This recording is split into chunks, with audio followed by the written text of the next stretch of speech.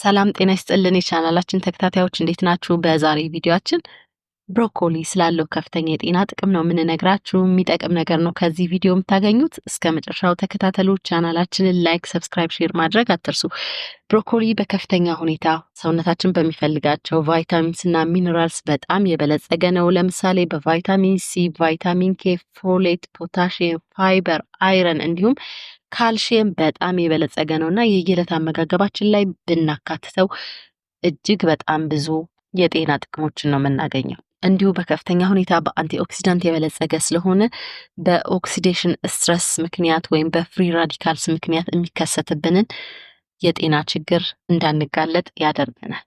ለካንሰር በሽታና ከልብ ጋር ለተያያዙ የጤና ችግሮች እንዳንጋለጥ ይረዳናል። እንዲሁ የምግብ መፈጨት ስርዓታችንን ጥሩ ለማድረግ የአእምሯችንን ጤንነት ለመጠበቅ ይረዳናል። ሌላው በሽታ የመከላከል አቅማችንን ከፍ ነው የሚያደርገው።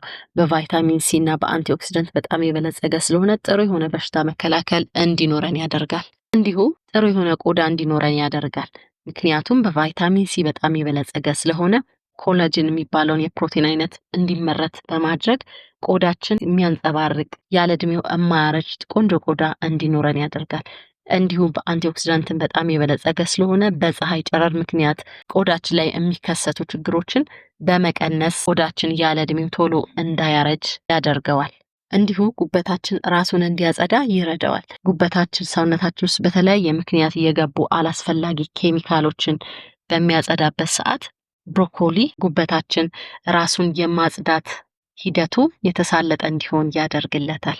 ሌላው ለስኳር በሽታ እንዳንጋለጥ ያደርገናል። በደማችን ውስጥ ያለውን የስኳር መጠን ባላንስ በማድረግ አይነት 2 የሚባለው የስኳር በሽታ ያለባቸው ሰዎች አዘውትረው ብሮኮሊን አመጋገባቸው ላይ ቢያካትቱ ኢንሱሊን ሴንሲቲቪቲን በመጨመር ከፍ ያለው የስኳር መጠናቸው ዝቅ እንዲል ያደርግላቸዋል።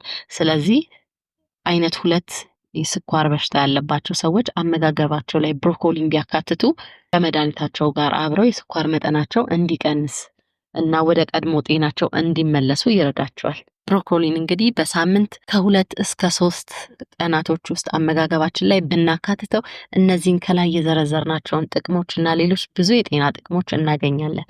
ነገር ግን በአጠቃቀም ስህተት ግን እነዚህን ጥቅሞች ልናጣ ስለምንችል በእሳት በጣም መጥበስ የለብንም፣ ወይም በምንቀቅልበት ሰዓት በጣም እሳቱን ማብዛት የለብንም። ስንጠቀም ይዘቱን እንዳያጣብን መጠንቀቅ ያስፈልጋል።